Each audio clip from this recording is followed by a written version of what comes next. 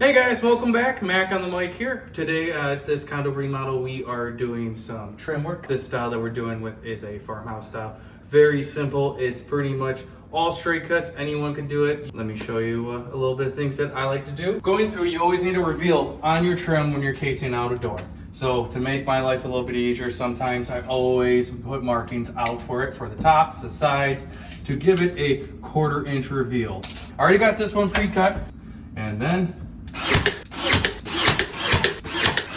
perfect. 16.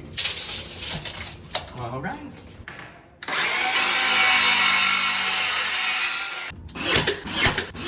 Next thing is too, on the top, you always want to do a 1.25 to 2 inch size bigger to kind of give it more of that farmhouse look. Fits like a glove.